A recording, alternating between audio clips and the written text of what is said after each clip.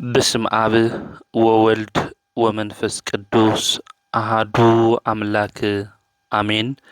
يتبارك زي آبهير أملاك أبوين لزاب صحن اسكزاتي ساعت قدمو خلو لعلو خلو نابزا ساعات زي آزب صحنا نايبوتاتنا ناي قدوسان أملاخ ناتناون أملاخ قدوس زي آبهير سمو استخبرن زتمسجنن يخون أما أملاك ولاديتا أملاك ቅድስተ ቅዱሳን ድንግል ማርያም ስለ ፍጹም አዶነታ ስለ ፍጹም ክብርን ምስጋናን ይብጽሐያ ከምኡውን ቅዱሳን አቦታትና ቅዱሳን አዴታትና ብዝተወሃቦም ክብሪ መጠን ኩሉ ምስጋና ይብጽሐዮም።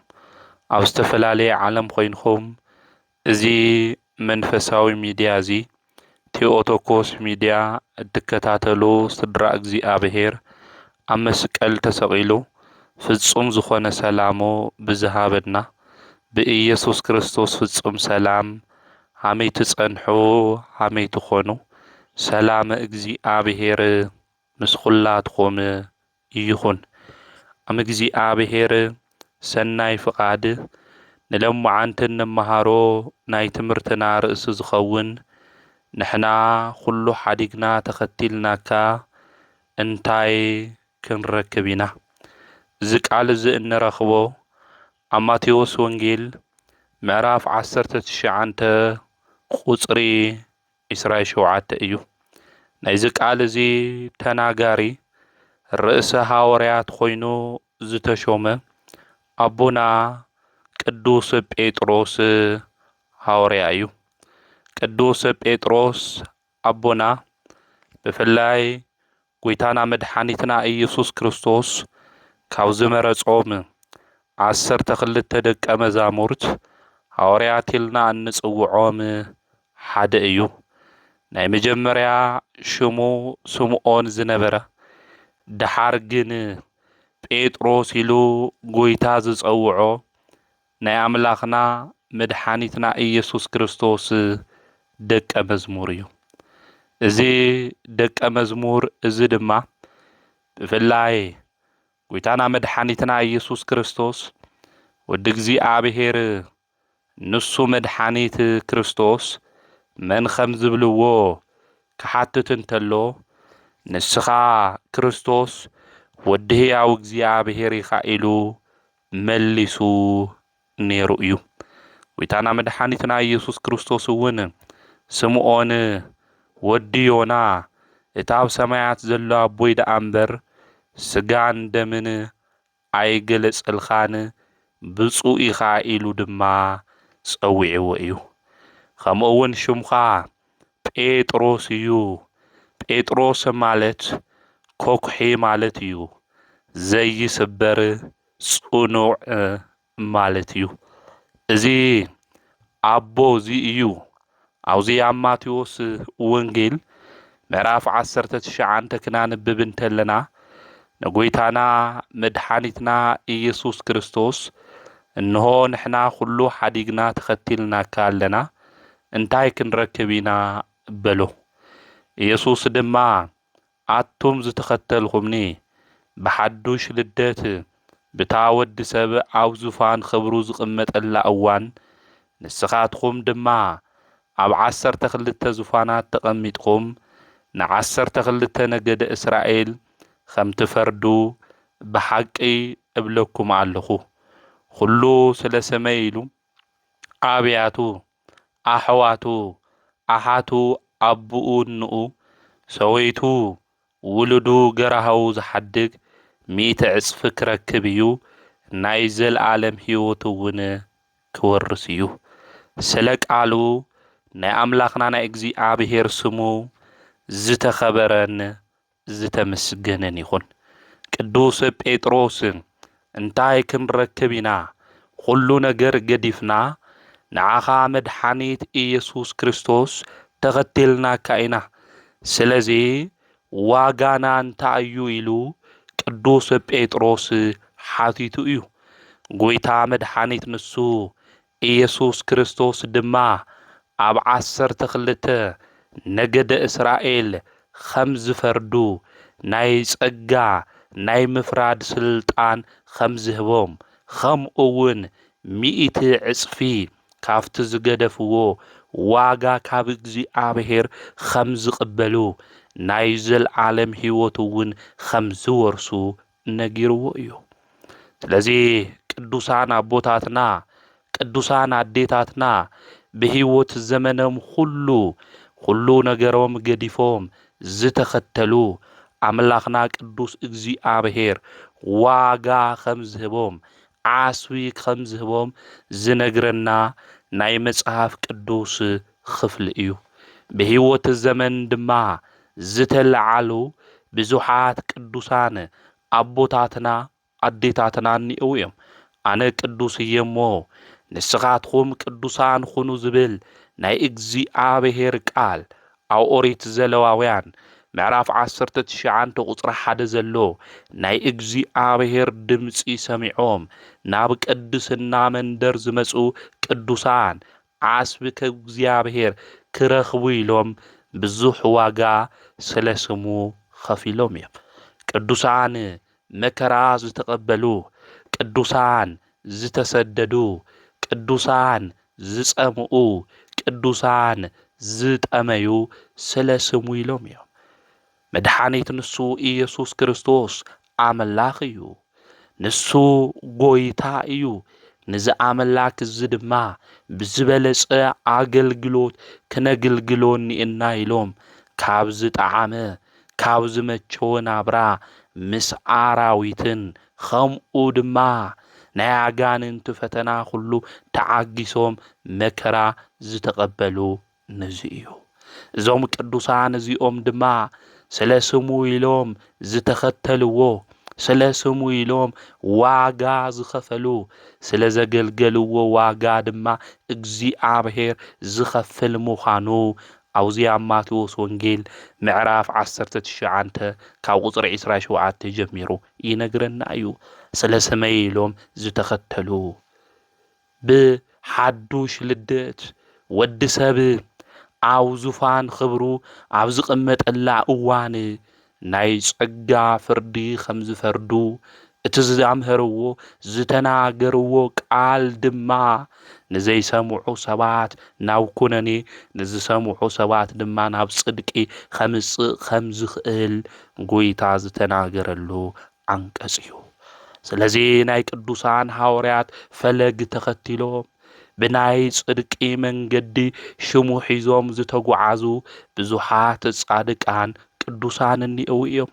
ካብዞም ቅዱሳን ጻድቃን እንብሎም ጻዲቁ አቡነ ገብረ መንፈስ ቅዱስ እዩ። ጻዲቁ አቡነ ገብረ መንፈስ ቅዱስ ርእሰ ባህታውያን እዩ። ጻዲቁ አቡነ ገብረ መንፈስ ቅዱስ ምድራዊ መልአክ እዩ። ጻዲቁ አቡነ ገብረ መንፈስ ቅዱስ ብቃልን ብናብራን ምስክር ዝኾነ እዩ። ጻዲቁ አቡነ ገብረ መንፈስ ቅዱስ ስሳ አንበሳ ስሳ ነብሪ ዝኽተልዎ ዝነበሩ ናይ እምነት ኣቦ እዩ። እዚ ጻዲቅ እዚ ድማ ጥቅምቲ 5 ብለማዓንቲ ካብ እግዚኣብሔር ቃል ኪዳን ዝተቐበለላ ዕለት እያ። በኦርቶዶክሳዊት ተዋህዶ ቤተ ክርስቲያን ድማ ጥቅምቲ 5 ብዓብዪ ድምቀት ንአቡነ ገብረ መንፈስ ቅዱስ በዓል ይኽበር እዩ። እዞም ኣብ ዝቋላ እምባ ከም መላእክቲ ዝነበሩ ኣብ ባሕሪ ውሽጢ ድማ ን100 ዓመት ዝጸለዩ ናይ ኢትዮጵያ ህዝቢ መሓረለይ ዝበሉ ጻዲቅ የዋህ አቡነ ገብረ መንፈስ ቅዱስ ዓመታዊ ክብረ በዓሎም እዩ ጥቅምቲ 5። እዞም ጻድቅ እዚኦም አቡነ ገብረ መንፈስ ቅዱስ ዓዶም ግብፂ እዩ። ንሂሳብ ትበሃል ቦታ እዮም ተወሊዶም። ኣቦኦም ስምዖን ኣዲኦም ድማ ኣቅሌስያ ይበሃሉ። ውላድ ስኢኖም ን30 ዘመን ይሓዝኑ እዮም ነይሮም። ሓደ እዋን ኣቅሌስያ ናብ ቤተ ክርስቲያን ኣትዋ ኣብ ስእለ ስላሴ ብታሕቲ ኮይና ድማ ንእግዚአብሔር ኣምላክ ትምሕፀኖ ነበረት። ካብ ሰማይ ድምፂ ዝመስል ካብ ሰማይ ክብሩ ዝለዓለ ከምኡ እውን ዝበልፅ ቆልዓ እንኪ ዝብል ድምፂ ሰምዐት። ስልጣኑ ሰማያዊ ዝኾነ ንጽህንኡ ከም ቅዱስ ሚካኤልን ቅዱስ ገብርኤልን ዝኾነ ክህነቱ ከም መልከ ጸዲቅን ከም መጥምቁ ዮሃንስ ዝኾነ ከምኡ እውን ከም ኤልያስ ዝኾነ ቆልዓ እንኪ ተቐበል ዝብል ድምፂ ኣብ ቤተ እግዚኣብሔር ኮይና ኣቅሌስያ ሰምዐት። እዚ ምስ ሰምዐት ድማ መጋቢት 29 ጸኒሳ ታሕሳስ 29 ምልኩዕ ዝኾነ ጽቡቕ ደስ ዝብል ወዲ ድማ ወለደት። ቅዱስ ገብርኤል ሊቀ መላእክቲ ብሰብ ኣምሳል መጺኡ ድማ እቲ ዝወለድኽዮ ሽሙ ገብረ መንፈስ ቅዱስ ይኹን ብላ። ንሳ እውን ሽሙ ገብረ መንፈስ ቅዱስ ኢላ ጸውዐቶ። ናይ እግዚኣብሔር ኣገልጋሊ ማለት እዩ። እዚ ህፃን ድማ ምስ ተወለደ ካብ ኣዲኡ ሕቕፎ ወሪዱ ድማ ንኣብ ንወልድ ንመንፈስ ቅዱስ ድማ ኣመስገነ። ካብ ጸልማት ናብ ብርሃን ዘውፃእኻኒ ስሉስ ቅዱስ ኢሉ ድማ ንእግዚኣብሔር ኣመስገነ። ስብሃት ለኣብ ስብሃት ለወልድ ስብሃት ለመንፈስ ቅዱስ ዘኣውፃእከኒ እምጽልመት ውስተ ብርሃን ኢሉ ንእግዚኣብሔር ኣምላኽ ድማ ሰጊዱ ኣመስገነ። ናይ እግዚኣብሔር ተኣምሩ ብዙሕ እዩ ወገናተይ። እምኣፈ ደቂቅ ወህፃናት ኣስተዳለውከ ስብሃተ ኢሉ ልበ ኣምላክ ዳዊት ኣብ መዝሙር 8 ከም ዘመስገነ ካብ ዝጠብዩ ህፃናት ምስጋና እግዚኣብሔር ከም ዘዳሉ ልበ ኣምላክ ዳዊት ተናጊሩ እዩ።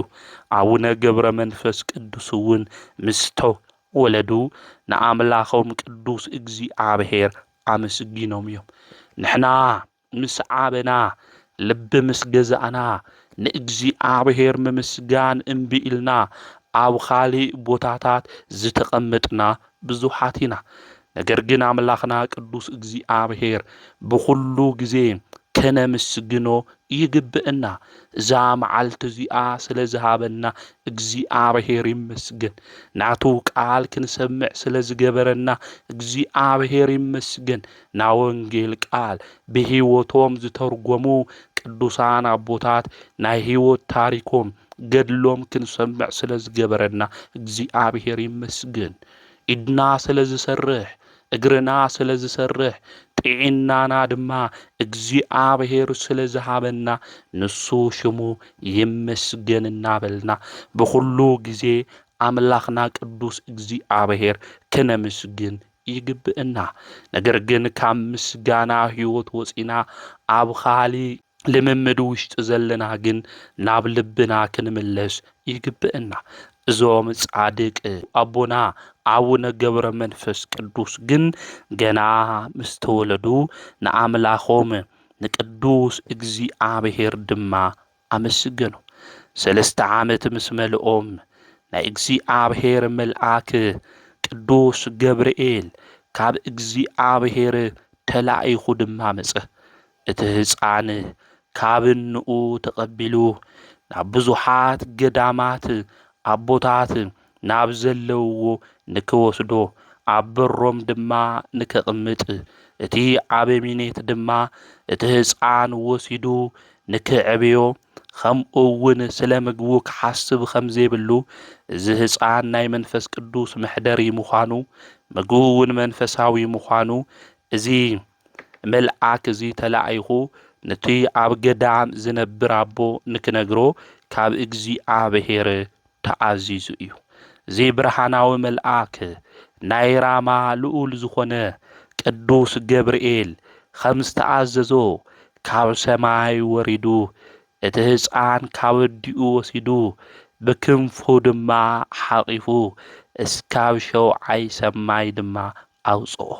ኣብ ስሉስ ቅዱስ ቅድሚ ድማ ኣቕረቦ ባረኾ እግዚኣብሔር እግዚኣብሔር መሊሱ ነቲ መልኣክ ከምዚ በሎ ናብ ኣደይ ናብ ማርያም ውሰዶ ተባርኮ በሎ ኣብዚ ግዜ እዚ ላምቤትና ድንግል ማርያም ወሲዱ እምቤትና ድንግል ማርያም ድማ ባረኸቶ ቀፂሉ ካብ ኣዳም ጀሚሩ ሄሮድስ ብግፍዒስ ካብ ዘቕተሎም ህፃናት ዘለዉ ቅዱሳን ነቢያት ቅዱሳን ሐዋርያት ቅዱሳን ጻድቃን ቅዱሳን ሰማዕታት ቅዱሳን ደናግል ቅዱሳን መነኮሳት ኩሎም ድማ ባረኽዎ ኣብ ቅድሚ እግዚኣብሔር ድማ መሊሱ ኣምጽኦ መድህን ጎይታ ንሱ ኢየሱስ ክርስቶስ ነዚ ህፃን እዚ ኣቡነ ገብረ መንፈስ ቅዱስ ብዙሓት ነፍሳት ከም ዘድሕን ከምኡውን ኣብ መከራ ውሽጢ ከም ዝሓልፍ ነገር ግን ንሱ ጎይታ መድሓኒት ኢየሱስ ክርስቶስ ምስኡ ከም ዘሎ ሰላሙ ኩሉ ድማ ከም ዝህቦ ነገሩ ድሕርዚ እቲ መልኣክ ኣባ ዘመደ ብርሃን ናብ ዘለውዎ ገዳም ድማ ኣውረዶ እቲ ህፃን ኣብ በሪ ኣቐመጦ ኣብ በሪ ምስ ኣቐመጦ ድማ እቲ መልኣክ ከም ዝተኣዘዞ ኩሉ ነገር ድማ ናባ ዘመደ ብርሃን ድማ ነገሮም እቲ ህፃን ኣብ በሮም ምስ ረኸብዎ ኣባ ዘመደ ብርሃን ድማ ብጣዕሚ ደስ በሎ ተንከባኺቦም ናይ ቤተ ክርስቲያን ትምህርቲ እውን እናምሃሩ ኣዕበይዎ ቅዱሳን ከምዚ እዮም ንኹሉ ብፍቕሪ ዝሓቕፉ እዮም ንኹሉ ድማ ብምንክብኻብ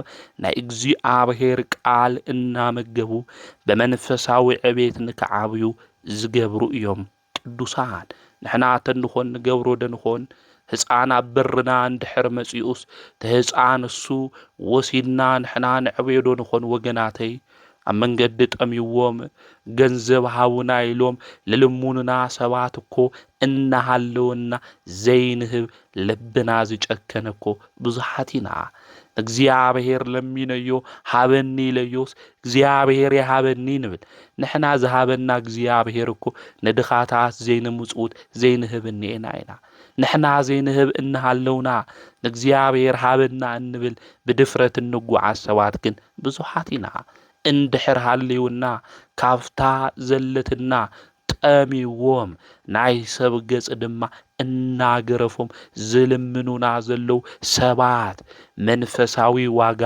ከርክበና ካብ ዝኽእል ምጽዋት ክንምጽውተሎም ክንህቦም ይግብአና ስለዚ እዞም ኣቦዚኦም እውን ኣብ በሮም ክመጽእ እንተሎ ናይ እግዚኣብሔር ፍቓድ ይኹን ኢሎም ተሓጒሶም ተቐቢሎም እዮም ለምንታይ እግዚኣብሔር ከምዚ ገይሩ ኣነ ገዳማዊ እየ ኣብ በረኻ እየ ዝነብር ዝህፃን እዚ ድማ ኸመይለ ክዕውየ እየ ኢሎም እናተጨቃጨቁ እናሓዘኑ ይኾኑን ነዚ ህፃን እዚ ተቐቢል ደስ እናበሎም ድማ ናይ እግዚኣብሔር ትምህርቲ እናምህሩ ነዚ ህፃን እዚ ድማ ኣዕበይዎ እቲ ህፃን እውን ብመንፈስን ብጸጋን ኣብ ውሽጡ ናይ እግዚኣብሔር ጸጋን ስለ ዘለዎ ዓበየ ጸጋን ሞገስን ድማ ዝተመልአ ኾነ ከም ቅዱስ እስጢፋኖስ ትምህርቱም ስወድአ እውን ዲቁና ተቐበለ ፍጹም ናይ እግዚኣብሔር ጸጋ ስለ ዝሓደሮ ስርሑ ኩሉ ብፍልጠት ዝተሞልአን ዝተቃንዐን ኾነ ኣባ ዘመደ ብርሃን ብዚ ህፃን እዚ ዝሓደረ ናይ እግዚኣብሔር ጸጋ እናረኣዩ ደስ በሎም ከም ቅዱስ እንጦንስ ድማ ኣስኬማ ሃዎ ድሕርዚ ኣቡነ ገብረ መንፈስ ቅዱስ ቅስና ተቐቢሎም ብጾምን ብጸሎትን ተጸሚዶም ብዓውዪ ተጋድሎ ምንባር ጀመሩ ከም ሐዋርያት ድማ ናይ ፈውስን ናይ ተኣምርን ሃፍቱ ተባሂዎም ብዙሓት ድውያን ዝፍውሱ ሙታን ድማ ዘልዕሉ ኣጋንንቲ ዘውፅኡ እኾኑ መልአኩ ቅዱስ ገብርኤል ካልኣይ ተገሊጹሎም ናብ ሰማይ ድማ ወሰዶም ኣብ ቅድሚ እግዚኣብሔር ጠጠው ኣበሎም። ኣብዚ ግዜ እዚ ጎይታ ክቡራን ዝኾኑ ኢዱ ዘርጊሑ ባረኾ። ብጸሎትኻ ካብ ሲኦል ብዙሓት ነፍሳት ተውፅኢኻ ድውያን ድማ ትፍውስ ኢኻ። ድሕሪ ገዲም ካብ ሰብ ተፈሊኻ ናብ ጫካ ኣቲኻ ምስ ኣንበሳን ነብርን ክትነብር ኢኻ በሎ። ኣቦና ድማ ጎይታና መድሓኒትና ኢየሱስ ክርስቶስ ምስ ኣንበሳን ምስ ነብርን ክትነብር ኢኻ። እዚኦም ድማ ዝሕልውኻ ስሳ ኣንበሳ ስሳ ነብሪ ክበካ እየ ስለ ዝበሎም ኣምላኽና ቅዱስ እግዚኣብሔር እንታይ ከብልዖም እየ ኢሉ ስለ እንስሳት ድማ ሓሰበ። ቅዱሳን ናይ እንስሳ ነፍሲ ስለታ ነፍሲ እሳ ድማ ዝርህርሁ ምዃኖም መጽሓፈ ምሳሌ ይነግረና እዩ። ስለዚ እዞም ጻዲቅ ኣቦና እዚኦም እውን እንታይ ከብልዖም እየ ኢሎም ተናገሩ። ጎይታ ድማ ዝረገጽካዮ መሬት ክልሕሱ እዮም ብኡ ድማ ክጸግቡ እዮም በሎ። ከምኡ ምስ በሎም ድማ እዞም ቅዱስ ኣቦ እዚ እሺ ይኹን ኣሜን ኢሎም ካብ እግዚኣብሔር ዝተባሃቦም ናይ ሓደራ ቃል ኩሉ ድማ ተቐበሉ። እዞም ቅዱስ ኣቦ እግዚኣብሔር ከምዚ ክብሎም እንተሎ መላእክቲ ዝምሰምዑ ብጣዕሚ ደስ በሎም። ድሕሪ እዚ እቲ ዘምጽኦም መልኣክ ናብ ዝቐደመ ቦትኦም ድማ ንክምለሱ እግዚኣብሔር ኣዘዞም። ድሕሪ እዚ ኣቡነ ገብረ መንፈስ ቅዱስ ካብ ርእሶም እስካብ እግሮም ጸጉሪ ይበቐለሎም። ናይ ጸጉሮም ንውሓት ድማ ሓደ እመት ስንዝር ይኾን ነበረ። እዞም ኣቦና እዚኦም ብዓብዪ ተጋድሎ እናተጋደሉ ጸጋ ኣብ ልዕሊ ጸጋ ድማ ተወሰኸሎም። ካብ ዕለታት ብሓደ እዋን ዝፍወሱ ሕሙማን ናብኦም እናመጹ ብሓደ መዓልቲ ብዙሓት ድውያን ድማ ፈወሱ። ኣጋንንቲ ዝነበሮም ድማ ካብ ልዕሊኦም ተባሪሮም ንክኸዱ እዞም ጻዲቅ እዚኦም ብሹም እግዚኣብሔር ገበሩ። እዚ ምስ ገበሩ እቶም ህዝቢ ድማ ብጣዕሚ የኽብርዎም ስለ ዝነበሩ ውዳሴ ከንቱ ከይኾነኒ ኢሎም ናብ ካሊእ ቦታ ድማ ኸዱ። እቶም ህዝቢ ግን ሓዘኑ። ጻዲቁ ብህዝቢ ዝፍተው ዝነበሩ እዮም። እቲ ዝናገርዎ ዝነበሩ ቃል ድማ ብናብራ ብህይወት ይነብሩ ስለ ዝነበሩ ሰብ ይፈትዎም ነይሩ። ነቶም ህዝቢ ድማ ሰላሞም ዘስእኖም ሰይጣን ሰራዊቱ ድማ ካብ ልዕሊኦም ክውገዱ እናገበሩ ብሰላምን ብፍቕርን ክነብሩ ዝገብሩ ኣቦ ስለ ዝነበሩ ድማ ኣብቲ ቦታ እሱ ዝነበሩ ህዝቢ ንሶም ክኸዱ እንተለዉ ናብ ካሊእ ቦታ ድማ ሓዘኑ። እዞም ጻዲቅ እዚኦም ውዳሴ ከንቱ ስለ ዘይደለ እዩ። ኣብዚ ዘመን እዚ ውዳሴ ከንቱ እንደሊ ብዝሓት እኮ ኢና። ዘይሰራሕናዮ ሰሪሖም ተባሂሉ ክንምጎስ እንተለና ብጣዕሚ ደስ ዝብለና። ቅዱሳን ግን ውዳሴ ከንቱ ኣይደልዩ። ስለዚ ናብ ካሊእ ቦታ እዞም ጻዲቅ እዚኦም ኸዱ።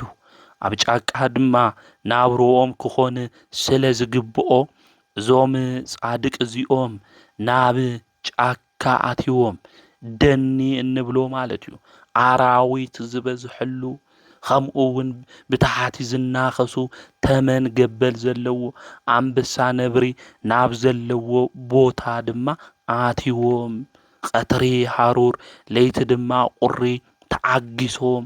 ምክንያቱ ክዳን የብሎምን ጻዲቁ ክዳኖም ጸጉሮም እዩ። ስለዚ ዝኩሉ ነገር ተዓጊሶም ብተጋድሎ ድማ ነበሩ። ጫካ ከም ንፈልጦ ብጣዕሚ ዝሑል እዩ። ካብ ዝሕልነቱ ዝተለዓለ ናይዞም ኣቦና እዚኦም ሰውነት ተወዲኡ ምስ ዓጽሞም ድማ ተጣበቐ ሰውነቶም።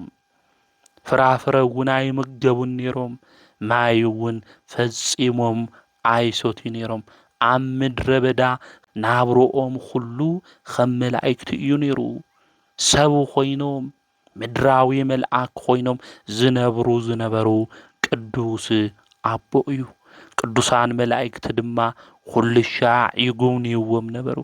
ስለ ምግቦም ሰማያዊ ህብስት እኳ እንተምጽሎም ንሶም ግን እዚ ህብስት እዚ ኣይምገብዎይ ነይሮም። ስለዚ ጻዲቁ ኣቦና ኣቡነ ገብረ መንፈስ ቅዱስ ስለ ጽድቂ ኢሎም ዝጠመዩ እዮም።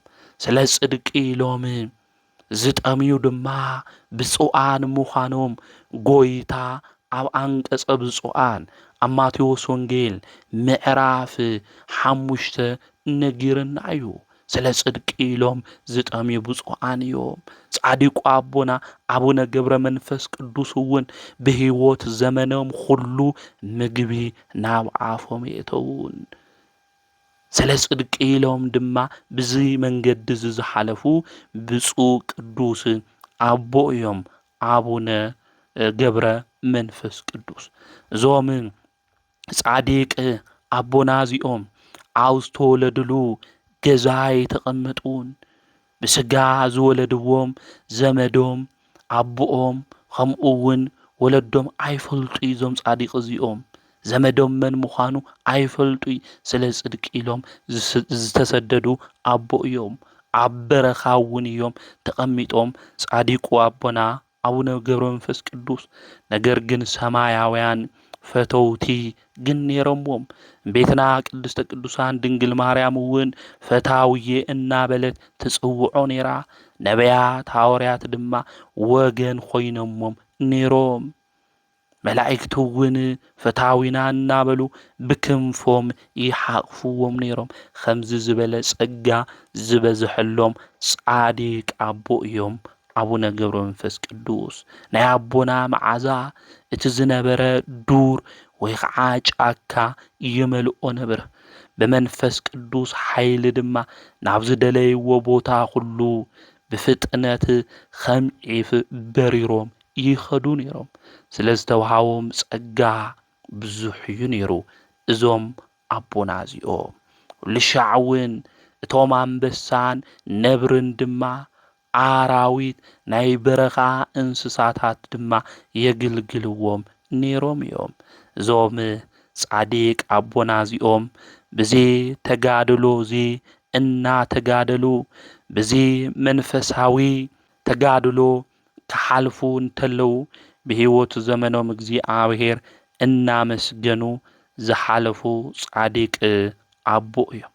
ተጋድሎኦም ድማ ጽኑዕ ይገብርዎ ነይሮም።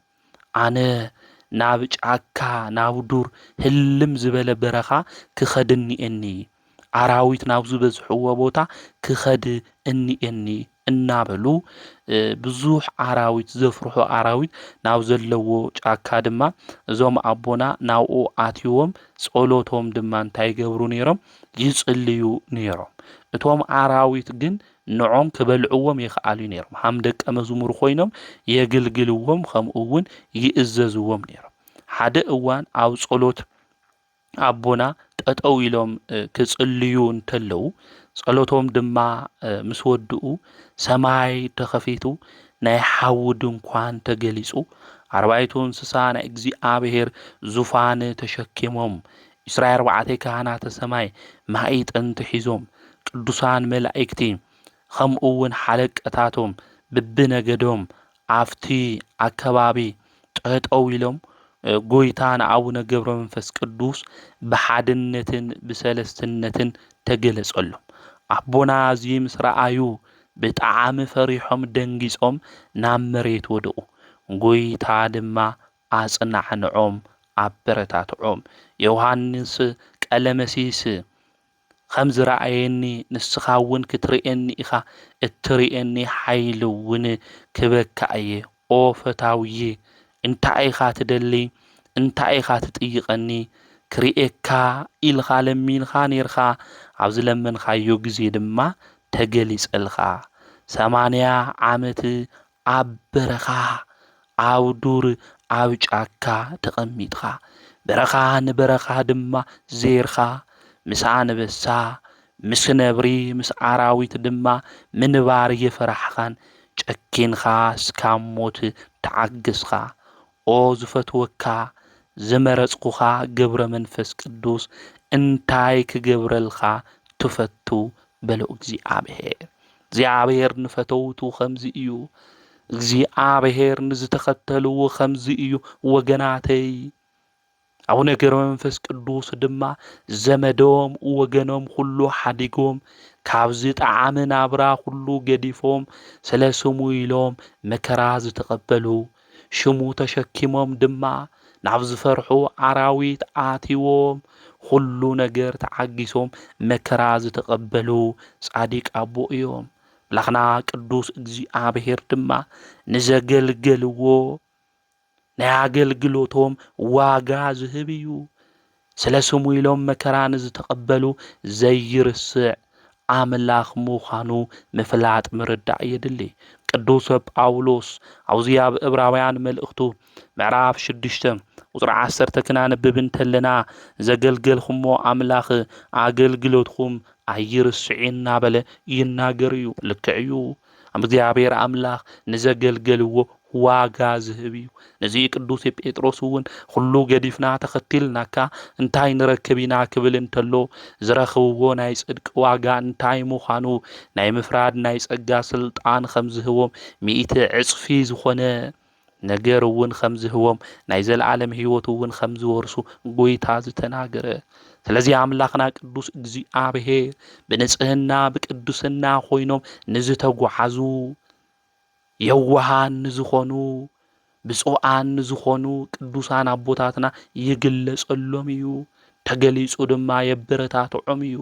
እንታይ ክገብረልኩም ኢሉ ናይ ድኻሞም ዋጋ ድማ ዝህብ ዝተኣመነ ኣምላኽ እዩ። ኣብዚ ግዜ እዚ ጻዲቁ ኣቦና አቡነ ገብረ መንፈስ ቅዱስ ከምዚ ኢሎም ተናገሩ።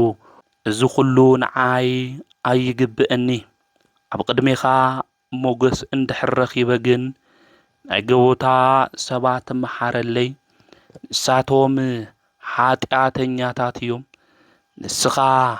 ንስኻ ንዘይደልዩ ጻድቃን የመጻኻን ሓጥኣን ናብ ንስኻ ክትምልስ እምበይ በሉ።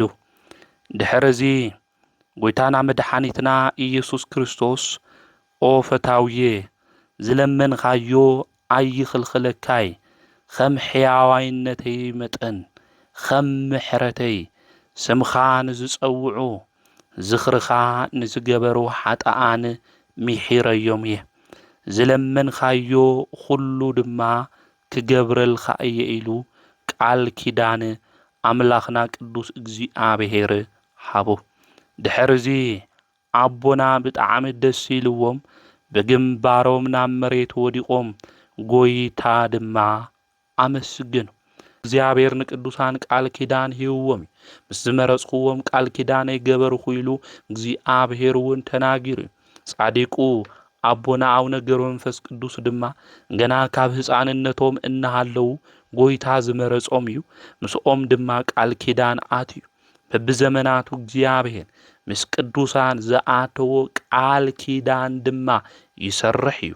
ንሕና እውን ናብ ጽድቂ መንገዲ ክንመጽእ ዝሕግዘና ምዃኑ ክንፈልጥ ክንርዳእ ይግብአን። እዚ ክሕግዘና ክረድአና እንድሕር ኮይኑ ቃል ኪዳኖም ግን ንሕና ክንገብሮ ዝግብአና ብጽሒት እውን ክንሰርሕ እዩ ዝግብአን። እዞም ኣቦና ጻዲቁ አቡነ ገብረ መንፈስ ቅዱስ እዚ ቃል ኪዳን እዚ ክቕበሉ እንተለው ወዲ 300 ዓመት እዮም ነይሮም። ስለዚ ጎይታ እዚ ቃል ኪዳን እዚ ኣትይውሎም ሎማዓንቲ ጥቅምቲ 5 እውን ንአቡነ ገብረ መንፈስ ቅዱስ በዓል እንገብሮ ለምንታይ እዩ ተተባሂሉ ጎይታ ለጻዲቁ አቡነ ገብረ መንፈስ ቅዱስ ቃል ኪዳን ዝኣተወሎም ዕለት ስለ ዝኾነ ካብ ቃል ኪዳኖም እቲ ሓደ ድማ ብ300 ዓመቶም ጻዲቁ አቡነ ገብረ መንፈስ ቅዱስ ጎይታ ሓጢአተኛታት ክምሕረልካ እየ ጻዲቁ አቡነ ገብረ መንፈስ ቅዱስ ኢሉ ጸዊዑ ስለ ሽሙኻ መሓረኒ ንአቡነ ገብረ መንፈስ ቅዱስ አምላኽ ዝበለ ክምሕሮ እየ ዝኽርኻ ንዝገበረ እውን ክምሕሮ እየ ኢሉ ጎይታ ቃል ኪዳን ኣትይውሎም እዩ ማለት ቃል ኪዳን ምስ ኣተወሎም እዞም ጻዲቁ አቦና አቡነ ገብረ መንፈስ ቅዱስ ደስ ኢልዎም ዝ ቃል ኪዳን ዝ ድማ ተቐቢሎም ብዝበለጸ አገልግሎት ድማ ንኣምላኽ ቅዱስ እግዚአብሔር አገልግሎም እዮም ማለት ብድሕሪ እዚ እዞም ጻዲቁ አቦና ፍቃድ እግዚአብሔር ኮይኑ ናብ ኢትዮጵያ መጺኦም እዮም ናውዚ ክመጹ እንተለውን አምላኽና ቅዱስ እግዚአብሔር መልአኹ ሊኢኹ ናብ ኢትዮጵያ ንክመጽእ ኣብኡ ድማ ብዙሓት ነፍሳት ከድሕን ከም ዝግብኦ እግዚአብሔር ኣዚዝዎም እዞም አቦና እዚኦም ድማ ናብዚ ዓዲ እዚ መን ከብጽሐኒ እዩ ከመይ ኢለ ክመጽእ እየ ክብሉ እንተለዉ እግዚአብሔር ድማ ብስልጣኔ ከብጽሐካ እየ ኢልዎም ተሰዊሩ እዩ ማለት ስለዚህ አምላኽና ቅዱስ እግዚአብሔር ኣዚዝዎም መልአኩ ሊኢኹ ኣዚዝዎም ድሓር እውን ብናብዓለይ ስልጣን ከብጽሐካ እየ ኢልዎም ናውዚ ናብ ኢትዮጵያ መጽኦም ናብ ኢትዮጵያ ክመጹ ተለዉ እዞም ጻዲቁ አቦና ወዲ 300 ዓመት እዮም ነይሮም ስመጹ ድማ እዞም ጻዲቁ አቦና እዚኦም 4000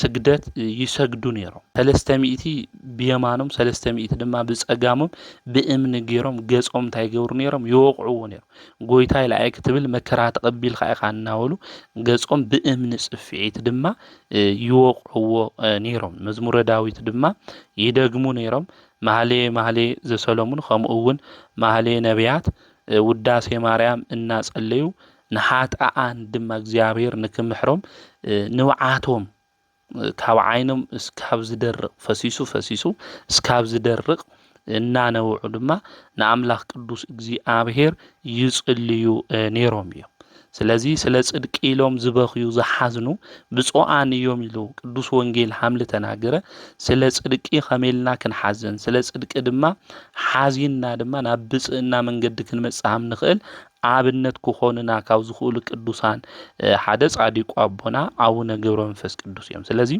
ጻዲቁ አቡነ ገብረ መንፈስ ቅዱስ ክጽልዩ እንተለዉ ሓጣኣን መሓረለይ ናይኻ መንገዲ ስሒቶም ካባኻ መንገዲ ወፂኦም እዮም እሞ መሓረለይ ንበሉ እዮም ዞም ጻዲቅ እዚኦም ዝጽልዩ ነይሮም ናብ ደብረ ቅዱስ ናብ ዝበሃል ናብ ዙቋላ እዮም መጽኦም ኣብ ዙቋላ እውን መጽኦም እዞም ጻዲቅ አቦና እዚኦም ነ100 ዓመት ጸልዮም እዮም ናብ ባሕር ውሽጢ ተደፊኦም ኣትዮም ናይ ኢትዮጵያ ህዝቢ መሓረለይ ኢሎም ጸልዮም ኣብ 40 መዓልቶም መልአከ እግዚአብሔር መጽኡ ነይሩ ሽሙኻ ንዝጽውዑ ምሕረልካ እየ ክብል እንተሎ ንሶም ግን ናይ ኢትዮጵያ ህዝቡ ሁሉ መሓረለይ ኢሎም ደሞም ፈሲሱ እስካብ ልውዳእ ተናይ ባሕሪ ማይውን ደም እስካብ ልኾን ንቁልቁል ተደፊኦም 100 ዓመት ኣብ ባሕሪ ኾይኖም ክጽልዩ እንተለዉ ድማ ኣጋንንቲ እናመጽኡ ስግኦም ታይገብርዎም ነይሮም ይወግኡዎም ነይሮም እዮም ማለት እዩ 7000 ዝኾኑ ኣጋንንቲ እናመጹ ባርባዕቲኡ አንፈት እናመጹ ሰውነቶም እንታይ ይወግኡዎም በሃምዝ ዝበለ መከራ ኾይኖም ነ100 ዓመት ንህዝቢ ኢትዮጵያ መሓረለይ ኢሎም እዞም ጻዲቅ እዚኦም ጸልዮም እዮም ምክንያቱ እግዚአብሔር ገጽና ምስታወታም ንሪኦ ሁሉ ናይ ህዝቢ ኢትዮጵያ ኃጢአት እውን እግዚአብሔር አርኢዎም ነይሩ ማለት ስለዚህ ርኢዎም ስለዝነበረ ነ100 ዓመት እዞም ጻዲቅ እዚኦም እንታይ ኾይኖም ጸልዮም እዮም ማለት ስለዚህ ዞም ጻዲቅ እዚኦም ዝጸለዩ አቡነ ገብረ መንፈስ ቅዱስ ንዓይ ስለዘይፈለጡ ንዓይ ድማ ክሕግዙኒ ስለለይከኣሉ ንዓይ ክሰምዑኒ ስለለይከኣሉ ኢሎም ይኾኑ አቡነ ገብረ መንፈስ ቅዱስ ጸልዮም አቡነ ገብረ መንፈስ ቅዱስ ንዓኻ ይፈለጡ ናብ ኃጢአት መንገዲ እዮም ለለው ስለዚህ መሓረለይ ናብ ጽድቂ መንገዲ ንክመጹ ንዓኻ ንክፈልጡ ኢሎም እዞም ጻዲቅ እዚኦም ጸልዮም እዮም ማለት ስለዚህ ቅዱሳን ናብ እግዚአብሔር መንገዲ ንዘይመጹ ኃጣኣን ናብ ጽድቂ መንገዲ ንክመጹ ዝለምኑ እዮም ስለዚህ ጻዲቁ አቡነ ገብረ መንፈስ ቅዱስ ነ100 ዓመት ኣብ ባሕሪ ውሽጡ ኾይኖም ዝጸለዩ ኃጣኣን ናብ እግዚአብሔር መንገዲ ንክመጹ እዮም ጎይታ ድማ መጺኡ ኣብ ባሕሪ ጠጠው ኢሉ ኦፈታውዬ ገብረ መንፈስ ቅዱስ ሙሉእ ኢትዮጵያ ምሒረልካ እየ ተልዓል ካብ ባሕሩ ውፃእ በሎ። እዞም ጻዲቁ ኣቡነ ገብረ መንፈስ ቅዱስ ዓጽሞም ከም ዓይኒ መርፊእ ቅዳደ ማለት እዩ ሰውነቶም ኩሉ ከምኡ ኮይኑ ነይሩ እዩ። ስለዚ ደኺምዎም እውን ነይሩ። ኩሉ ነገሮም ግን ጎይታ መድሓኒት ኢየሱስ ክርስቶስ ብዝኸበረ ኢዱ ዳሃሲሱ ከምቲ ዝነበሮ ቀደም ከም ዝነበሮ ዳሕና ገበረሎ። እዚ ገይሩ ድማ ባሪኽዎም ናብ ምድረ ከብዲ ድማ ንክኸዱ ጎይታ ነገሮም። ኣቡነ ገብረ መንፈስ ቅዱስ ኣብ ምድረ ከብዲ ምስ በጽሑ ከም ዓምዲ ተተኺሎም 7 ዓመት ድማ ጠጠው ኢሎም ጸለዩ። ኣብዚ ግዜ እዚ ሰይጣን ብቁራ ተመሲሉ መጺኡ ክልተ ዓይኖም ድማ ኣጥፍኦም። ክልተ ዓይኖም የጥፍኦ እዮም እምበር ኣቦና ጸሎቶም ከየቋረጹ ክልተ ሰሙን ኣብ ጸሎት ጸንሑ። ዓይኖም ቁራ እናበልዖ ናይ ክርስቶስ ፍቕሪ ዘይጎደሎም እዮም ጻዲቁ ኣቡነ ገብረ መንፈስ ቅዱስ። እዚ ቁራ ዝመጽኡ ዓይኖም ከጥፍኦም እንተሎ ብኢዶም ምክልኻል ይኽእሉ ነይሮም። ከምኡ እውን ይገበሩ። ኢዶም ዘርጊሖም ንጸሎት ጠጠው ኢሎም ብምርግጋዕ መንፈስ ዝነበሩ ኣቦ እዮም። ንሕና እኮ ሓንቲ ኣቡነ ዘበሰማያት ጸሎት ክንገብር ኢልና ምርግጋዕ እምቢ ዝበለና ብዙሓት ኢና። እዞም ጻድቅ እዚኦም ግን ዓይኖም ቁራ ከጥፍኦ እንተሎ ናብ ኣምላኾም ናብ እግዚኣብሔር ጸሎቶም ዘየቋረጹ ሕያው ዝንበብ ልክዕ ከም ወንጌል እዩ ህይወቶም እዞም ጻድቅ እዚኦም። ድሕሪ ክልተ ሰሙን ብርሃናዊ ዓይኖም ድማ ቅዱስ ሚካኤልን ቅዱስ ገብርኤልን መጺኦም ዓይኖም ተክእሎም። ድሕሪ እዚ ኣቦና ሰማያዊ ዝኾነ ፍጹም ሓይሊ ተባሃቦም። ጸለእቶም ኣጋንንቲ ዝብቀልሉ ሓይሊ ካብ እግዚኣብሔር ተቐቢሎም ናብዙ ቋላ ድማ ንክኸዱ ቅዱስ ሚካኤልን ቅዱስ ገብርኤልን ነገርዎም።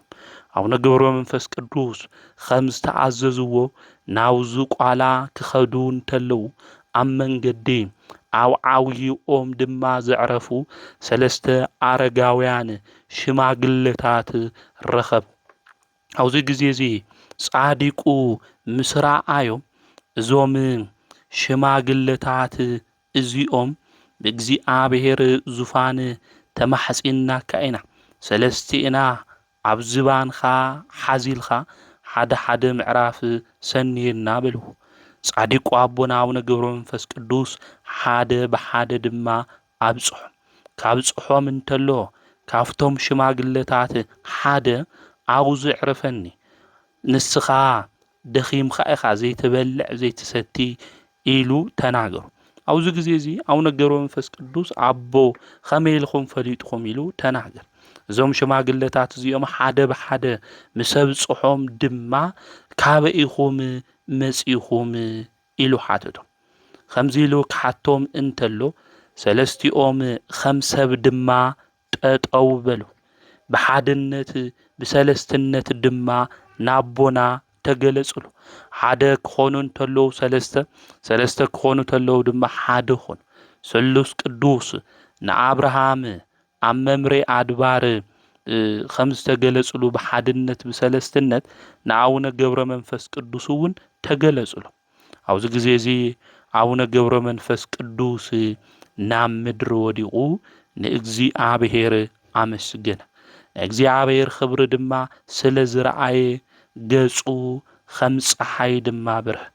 ቅዱሳን መላእክት ወሪዶም ከም ሻሽ ድማ ተነጸፉ ኣመስገኑ። ሰማይ ምድሪ ድማ ምንውዋፅ ኾነ።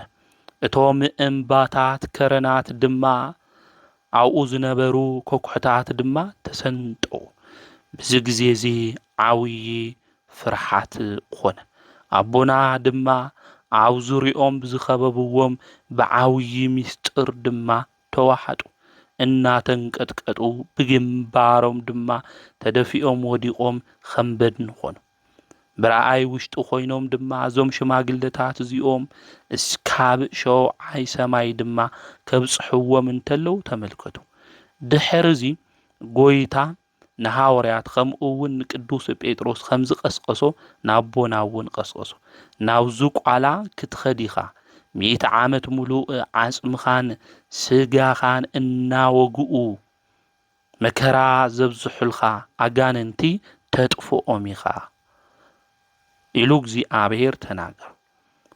እዚ ምስ በሎ እግዚአብሔር እዞም ጻዲቅ ኣቦና እዚኦም ድማ ናብ ዝቋላ ድማ ኸዱ። ናብ ዝቋላ ምስ ኸዱ ኣጋንንቲ ከም ደመና ኸቢቦም እዮም ኣብ ዝቋላ ነይሮም። ካብ 7,000 ብላዕሊ ዝኾነ ቁጽሪ እዩ ነይሩዎም ኣብኡ ማለት። ስለዚ ናፍቲ ቦታ እሱ ኸይዶም መላእክቲ ብሓዊ ሰይፊ መተርዎም፣ ብመብረቕ ድማ ዓጸድዎም፣ ከም ሓመድ በድኒ ኾይኖም ብንፋስ በተንዎም። ናይዞም ኣጋንንቲ ቁጽሪ ከም ተዓንተዎ ዝበልኹኹም ልዕሊ 7,000 ዝኾኑ እዮም ነይሮም ማለት እዩ። ስለዚ ኩሎም ብሓደ ግዜ እንታይ ኾኑ ጠፍኡ ማለት እዩ። ካብቲ ቦታ እሱ ድማ ኸዱ ማለት እዩ። ካብቲ ቦታ እሱ ተወገዱ ጠፍኡ ማለት እዩ። እቶም 7 ሊቃነ መላእክቲ ድማ እዚ ነገር እዚ ገይሮም ልኦም ሓጊዞም ድማ ናብ ቦትኦም ኸዱ ማለት እዩ። ናቦና እውን አንበሳ ነብሪ ናብ ዝበዝሖ ገበል ናብ ዘለዎ ናብ ምድረ ከብዲ ድማ ተመለሱ ማለት ኣብዚ ቋላ እዞም ኣጋንንቲ እዚኦም ንክጠፍኡ መላእክቲ እውን መጽኦም ሓጊዞም ምሰጥፍዎም ተመሊሶም ናብ ምድረ ከብዲ እዮም ተመሊሶም ኾይኑ ናብ ምድረ ከብዲ ምስ ኸዱ ድማ ንኣቡነ ገብረ መንፈስ ቅዱስ ቅዱስንኦም ተመልኪቶም 3 ቅዱሳን ኣብ አንበሳ ተቐሚጦም ናብ ምድረ ከብዲ እዮም መጽ እዞም ቅዱሳን እዚኦም ናይ ዋልድባ ኣቡነ ሳሙኤል ከምኡውን ኣቡነ አንበሳ ከምኡውን ካብ ላዕላይ ግብጽ ተላዒሉ ዝመጸ ኣቡነ ቢንያም እዮም ነይሮም ማለት እዩ። ናዞም ቅዱሳን እዚኦም ክመጹ እንተለው ጻዲቁ ኣቦና ተሰዊሮሞም ስለ ዝነበረ ን7 መዓልቲ ኣብ ምህለላ ኾይኖም ጸለዩ ማለት እዩ። ክጽልዩ እንተለው ድማ ናይ ኣቦና እቶም ዘፍርሑ 60 አንበሳ 60 ነብሪ እዮም ነይሮም ወጽኦም ናይቶም ቅዱሳን አንበሳታት ቀቲሎም ደሞም ድማ ኣፍሰስዎ ስግኦም ድማ በልዑ። ኣብዚ ግዜ እዚ እዞም 3 ቅዱሳን እዚኦም ብጣዕሚ ደንገጹ ማለት እዩ። ምስ ደንገጹ ኣቡነ ገብረ መንፈስ ቅዱስ 60 አንበሳ 60 ነብሪ ኣኸቲሎም ተገለጸሎም። ሰላም ንዓኻትኩም ይኹን ናይ እግዚአብሔር ቅዱሳን ኣይትፍርሑ በልዎም ጻዲቁ ኣቡነ ገብረ መንፈስ። እዞም ቅዱሳን ድማ ኦ ኣቦና ጸሎትኻ ቅድስቲ ከም ዝኾነት ፈሊጥና ብእግዚአብሔር ፍቃድ ክንባረኺና ናባኻ መጺና በልዎ። ነገር ግን ስለዘይረኸብና እስካብ 7 መዓልቲ በኺና ኢና በልዎ። ድሕሪ እዚ ናትኻ አንበሳ ድማ ናትና አንበሳታት በልዑውን ኢሎም ተናገሩ። ኣቦና ድማ እዚ ልምንታይ ከም ዝገበሩ እስካብ ዕለት ሞተይ ናይ እግረይ ርጋጽ ምድሪ እናበልዑ እናልሓሱ ከም ዝነብሩ ጎይታ አዚዙ ኢልምንታይ በሊዑኹም ኸዚ ትፍእዎም ኢሉ እዞም ጻዲቅ እዚኦም ተናገሩ። ኣብዚ ግዜ እዚ ለድንቕ ተኣምር እዩ ተገይሩ ማለት እዞም አንበሳ ኣፎም እቲዮም ዝበልዕዎም አንበሳ ንኣቡነ ገብረ መንፈስ ቅዱስ ኣፎም ከፊቶም ዝበልዕዎም አንበሳታት ስግኦምን ዓጽሞምን ተፍእዎም ማለት እዩ። ኣብ ከብዶም ዝቐረየ ነገር የለ። ኣቦና እግዚአብሔር ኣመስጊኖም ኦ አልዓዛር ካብ ሞት ዘልዕልካዮ ንስኻ ኢኻ። ስለዚ እዞም አንበሳታት እዚኦም ካብ ሞት አልዕሎም ኢሉ ጻዲቁ ኣቡነ ገብረ መንፈስ ቅዱስ ጸለየ። ንዞም ባሮት እዚኦም ናይ ድኻምን መዕረፊ ዝኾኑ ዝሃብካዮም ኣይትኸልክሎም ኢሉ ምስ ጸለየ ኣቡነ ገብረ መንፈስ ቅዱስ ጸሎቱ ምስ ወደአ ናይዞም አንበሳ ስጋ ብመስቀል ምልክት ባሪኹ ብጎይታ ብፈጣሪ ብኢየሱስ ክርስቶስ ኃይሊ ድማ ተላዒሎም እዮም ማለት። ስለዚ ጻዲቁ ኣቡነ ገብረ መንፈስ ቅዱስ እዚ ተኣምር እዚ ዝገበሩ ጻዲቅ ኣቦ እዩ። እቶም 3 ቅዱሳን እውን ጽድቁ ከምኡውን ተጋድሉ ሰሚዖም ዝመጹ ድማ እዚ ተኣምር እዚ ምስ ረኣዩ ድማ ንኣምላኽ ቅዱስ እግዚአብሔር ድማ ኣመስገኑ። ኣብ ልዕሊ ቅዱሳን ኮይኑ ድንቂ ተኣምር ዝሰርሕ እግዚአብሔር ኣመስገንዎ። ናይ ዋልድባ ጻዲቅ ዝኾነ ኣቡነ ሳሙኤል ድማ ከም ዝበሉ ኦ ኣቦና ብዛ መዓልቲ ድንቂ ዝኾነ ስራሕ ኣርኢኻና ኣነባብራኻ ኩሉ ብቅድስና ፍጹም ቅድስና ዘለዎ እዩ ናጸሎትኻ ሓይሊ ምዉታን የልዕል እዩ ኢሉ እዚ ጻዲቅ ኣቦና ናይ ዋልድባ ቅዱስ ኣቡነ ሳሙኤል ድማ ተናጊሮም እቶም ዝተበልዑ አንበሳ እውን ካብ ከብዲ አንበሳ ክተውፅእ ተለኻ ተመልኪትና ኢና ኢሎም ተናገሩ። ጻዲቁ ኣቦና ኣቡነ ገብረ መንፈስ ቅዱስ እዞም ቅዱሳን እዚኦም ምግቢ እግዚኣብሔር ንክቦም ናብ እግዚኣብሔር ጸለዩ። ቅዱስ ፋኑኤል መልአኩ ድማ ካብ እግዚኣብሔር ተላኢኹ ነቶም ቅዱሳን ምግቢ ሒዙሎም መጸ ህብስቲ ሰማያዊ ጽዋ 3 ሒዙ መጸ ኣቦና ነዞም ቅዱሳን እዚኦም ዝብላዕ ዝስተይ ስለ ዝሃቦም ኣመስገነ ማለት እዩ። ድሕሪ እዚ ናይቲ ቅዱስ ኣቦ ኣቡነ ገብረ መንፈስ ቅዱስ ስራሕ እውን እዞም ቅዱሳን እዚኦም ተመልኪቶም ስለ ዝነበሩ ንእግዚኣብሔር ኣመስጊኖም ናብ በዓቶም ድማ ተመሊሶም እዮም ማለት። ስለዚ እዞም ጻዲቅ ኣቡነ ገብረ መንፈስ ቅዱስ እዚኦም ጽድቆም ኣብ ኩሉ ዝተገለጸ እዩ። ድሕሪ እዚ ናቦና እግዚአብሔር ተገሊጽሎም ብዙሕ ምስጢር ምስ ነገሮም ናብ ኣረማውያን ዓዲ ከምህሩ ብፍላይ ናብ ዓረብ ከም ዝኸዱ እግዚአብሔር ነጊርዎም። ናብኡ ክኸዱ እንተለዉ ድማ መከራ ከም ዝበጽሖም እግዚአብሔር እውን ነጊርዎም። ጻዲቁ እውን እሺ ኢሎም ናብኡ ኸይዶም እዮም። እቲ ንጉስ ንዓረብ ግን ብዙሕ ሰራዊት ዝነበሮ ጣዖታት ድማ ዘምልኽ ዝነበረ ኣብ ጣዖታት ውሽጢ ድማ ዝሓደሩ ኣጋንንቲ ነይሮም እዮም ማለት እና ለጻዲቁ ምስራ ኣይዎ ድማ እቶም ኣጋንንቲ ወፂኦም እቶም ጣዖታት ድማ ኣብ ምድሪ ወዲቖም ተሰባቢሮም እዮም ማለት። እቲ ናይ ዓረብ ንጉስ ዝነበረ ድማ ጸጉርኻ ክዳን ዝኾነካ ንስኻ ሰብዲኻ ወይስ መን ኢኻ ብለው። ንሶም እውን እወ ሰብየ ናብ ጌታ ኢየሱስ ክርስቶስ ባርያ እየ ኢሎም ጻዲቁ መለሱ። እቲ ንጉስ መሊሱ አይሁድ ብዝሰቐልዎ ተኣምን ኢኻ ብለው። እወ ብኡ ይኣምን እየ ኣይሓፍሪ ስለ ናተይ ኢሉ ዝተሰቐለ ኣብ ቅድሚ ሰብ ድማ ይኣምኖ እየ ከምኡ እውን የምልኾ እየ ኢሉ ተናገር። ኣብዚ ግዜ እዚ ናይ ዘለዓለም ህይወት ንክትረክብ ንስኻ እውን ብጎይታ ኢየሱስ ክርስቶስ እመን ኢሎም ዞም ጻዲቅ እዚኦም ዝተናገርዎ እቲ ንጉስ ኣብዚ ግዜ እዚ ተቆጢዑ ተናዲዱ ኣብ ሓዊ ውሽጢ ንክእትውዎ ንጻዲቁ ድማ ኣዘዘ ማለት።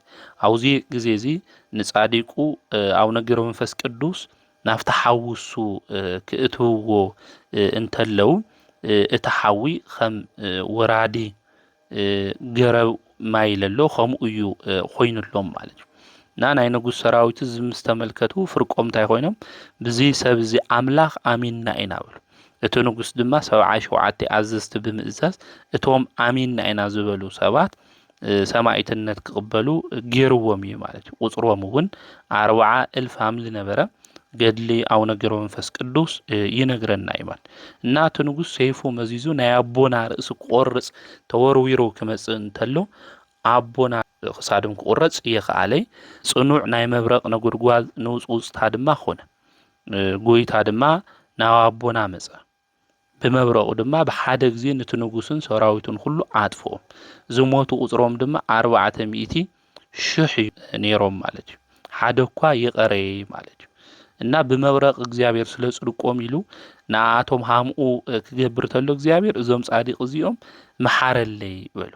ብጣዕሚ ሓዘኑ መሓረለይ። ምክንያቱ ትሞቱ ተለው ዘይኣምኑ ኣሂዛብ ስለ ዝነበሩ መልአከ ጽልመት ሒዝዎም ገሃንም ክወርድ ተሎ ተመልኪቶም መሓረለይ ኢሎም ድማ ጸለዩ ማለት እዩ። ኣብዚ ግዜ እዚ ጎይታ እግዚአብሔር መሓረለይ ኢሎም ሶም ክጽልዩ እንተለው ኣምላኽና ንሱ ቅዱስ እግዚአብሔር ሱቅ ኢልዎም መልሲ ይሃቦም ለጻዲቁ ኣቡነ ገብረ መንፈስ ቅዱስ ማለት እዩ። ስለዚ ኣብዚ ግዜ እዚ ንሶም ናብ ገደል ተወርዊሮም ብላይሶም ገመድ ገይሮም ናብ ገደል ተወርዊሮም እዮም ልጽልዩ ነይሮም። እቲ ገመድ እሱ ሰይጣን በጢስዎ ነይሩ እዩ ማለት። እቲ ገመድ ክብጥሶ እንተሎ ላብ ቁልቁል ክወድቁ እንተለው ቅዱስ ሚካኤል መጺኡ ሓቂፉ ሒዝዎም ብእግርኻ ደጠጠው ከብለካ ወይስ ብርእስኻ ክብልዎ ተለው ኣቡነ ገብረ መንፈስ ቅዱስ ሕደገኒ ብርእሰይ ጠጠው ክብል እየ ኢሎም ለ30 ዓመት ሙሉ እንታይ ገይሮም እዮም ጸልዮም እዮም ማለት እዩ። ስለዚ ጻዲቁ ኣቡነ ገብረ መንፈስ ቅዱስ የዋህ እዮም ማለት እዩ። እና ክቀትሎ ኢሉ ነበረ ለንጉስ 30 ዓመት ሙሉ ታይ ልገበሩ እዮም ልጸለዩ እዮም ማለት የዋህ ማለት በቀል ሓድግ ቂም ለሓድግ ማለት ሃዳጌ በቀል ማለት እዩ ለሃጣን ድማ ታይ ልብል ለርህርህ ማለት የዋሃን ድማ ምድሪ ይወርሱዋ እዮም ኢሉ ቅዱስ መጽሐፍ ነጊረና እዩ ማለት ስለዚህ ጻዲቁ አቡነ ገብረ መንፈስ ቅዱስ ድማ ንኹሉ ዝርህርሁ የዋህ ሃዳጌ በቀል እዮም እና ጎይታ ተደኒቁ ማለት እዩ ክቆትሎም ልልበለ ከምኡ እውን መከራ ንዘብጽሐሎም ንጉስ ክርህርሁ እንተለው ተመልኪቱ ጻዲቁ አቡነ ገብረ መንፈስ ቅዱስ ናይ ልቦም ቅንዕና የዋህነቶም እግዚአብሔር ተመልኪቱ እቶም እግዚአብሔር በመዓቱ ዘጥፍኦም ክምሕረልካ እየ ኢልዎም ስግኦም ምስ ነብሶም ተዋሂዱ ናብ ምድሪ መጽኦም ጽድቅ ሰሪሖም ብጽድቅ መንገዲ ክሓልፉ መንግስት እግዚአብሔር ክወርሱ ገይሮም እዮም ማለት እዩ ስለዚህ ጻዲቁ አቡነ ገብረ መንፈስ ቅዱስ የዋህ እዮም እንብሎም በቀል ሓድጉ ንኹሉ ዝርህርሁ ስለዝኾነ ምድሪ ይወርሱዋ እዮም ሃም ተባሃለ ምና ገብረ መንፈስ ቅዱስ ቃል ኪዳን ኢልና እንምሕፀን ብዙሓት ሃምለለና አልተኸተልናካ ታይ ክንረክብ ኢና ትብል ተሎ ግዜ 100 ዕጽፍ ክወኩም ኢሉ ተናገረውን ለዚ እዩ ማለት እዩ አቡነ ገብረ መንፈስ ቅዱስ አቦና እዩ ኢለን ልምሕፀና አዴታትና ብዙሓት እየን ሓንቲ እንዶ ሓዲጉ ብዙሓት እነታት ናው ነገር መንፈስ ቅዱስ ብዙሓት ነው አቦታት እውን ማለት ስለዚህ ንኡል ተኸተልዎ እግዚአብሔር ብዙሕ ነገር ሃምልህብ ዘላለም ህይወት ከምኡውን ብዙሕ ጸጋ በረከት ሃምልህብ